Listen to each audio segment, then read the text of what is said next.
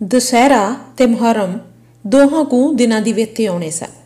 इस तो थोड़े दिन पहला ही दोहें कौमां अपनी कौमी वीरता के चमत्कार दसन लई तैयार हो गईयां।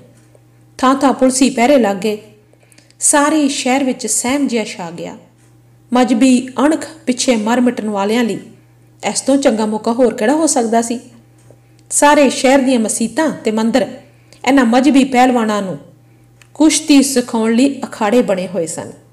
मुसलमानां दा रब इस मातम दे समय वाजियां दी आवाज़ नहीं सी सुनना चाहुंदा ते हिंदुआं दा रब इस खुशी दे मौके मातमी कीरने सुनने बदशगनी समझदा सी। मुकदी गल दोवें रब आपो अपने हक्कां उत्ते डटे खलोते सन। ताज़िए वाले दिन तां बुढ़े मौलवी दी तकरीर ने हद्दां ला दित्तियां। 100% सरोते गज़ी दी पदवी पाउण लई ते जन्नत दे कमरे रिजर्व कराउण लई हथ मरोड़न ते बुल टुकण लग पे। अंत ताज़ियां बड़े जोर शोर नाल निकलिया। उस विच नंगे सिरां वालियां नालों लाल पगड़ी वालियां दी गिनती बहुती सी।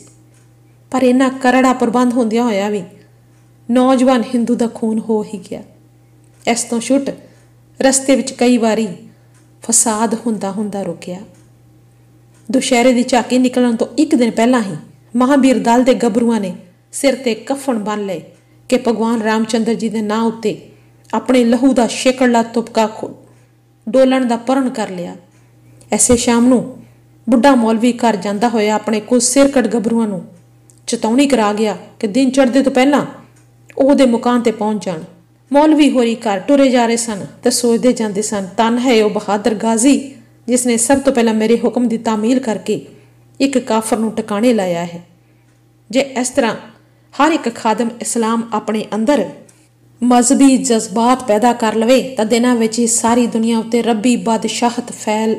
अजे उसकी ख्यालों की लड़ी बंद नहीं सी हुई कि उसके कन्नां विच एक डाढ़ी दर्द भरी आवाज़ पई, लोको मेरा जहान लुटिया गया। तो दूजे ही पल उसके सामने एक हिंदू की अर्थी लंघी जो सरकारी हस्पताल वालों आ रही सी। उसके पिछे एक 16 कुछ वरियां की मुटियार फट्टे नाल सिर जोड़ी तो दो हत्थां नाल उसनूं थम्मी टुरी आ रही सी। दंद खंड दे चूड़े दियां 2-3 अध टुटियां चूड़ियां अजे तक उसकी ਵੀਣੀ विच अड़ियां होईयां सन ते विआह दी मेहंदी अजे उसके नौहां ते बाकी सी। पिट पिट के उसने मत्थे दे बहुत सारे वाल खो सुटे सन ते चेहरे ते लासां पा लईआं सन। जिथों तोड़ी अर्थी दिसदी रही मौलवी की नज़र उस वालों हट ना सकी। उसनूं समझण विच चिर ना लगा कि उस श्रद्धालु गाजी की ही बहादरी का सिट्टा है। घर पहुँचदियां तक उसके कन्नां विच लोको मेरा जहान लुटिया गया वाक गूंजता रहा ते हजार कोशिश करन ते भी उस दुखी औरत की शक्ल उसदी अखां अग्गों ज्यों दी त्यों रही। उसने वो सारियां दलीलां दे के दिल नूं समझाया जिन्हां दी मदद नाल ਉਹ हज़ारां लोगों के ख्याल एक वारगी ही पलट सुटदा सी, पर उसते कुछ भी असर ना होया। ज्यों ज्यों अर्थी का दृश्य उसके सामने आउंदा उसके अंदर एक कसक जी पैण लग पई ते आप माहर ही उसका बुल्लां चों निकल जांदा, लोकों मेरा जहान लुटिया गया। मौलवी होरां दस्तार खुआन ते बैठ के रकैबी वाल हथ वधाया पर फिर पिछां खिंच लिया। अंत बदोबदी जे गराही मूँह विच पाई ही तो संगों लंघणी औखी हो गई। ਉਹ ਗਰਾਈ ਨੂੰ ਅੰਦਰ ਤੱਕਦੇ ਸਨ ਤੇ ਅੰਦਰੋਂ ਕੋਈ ਚੀਜ਼ ਉਸ ਨੂੰ ਬਾਹਰ ਤੱਕਦੀ ਸੀ। ਘਰ ਵਾਲੀ ਨੇ ਇਸ ਦਾ ਕਾਰਨ ਪੁੱਛਿਆ ਤਾਂ ਉੱਤਰ ਦੇਣ ਦੀ ਥਾਂ ਉਹਨਾਂ ਅੱਖਾਂ ਭਰ ਲਈਆਂ।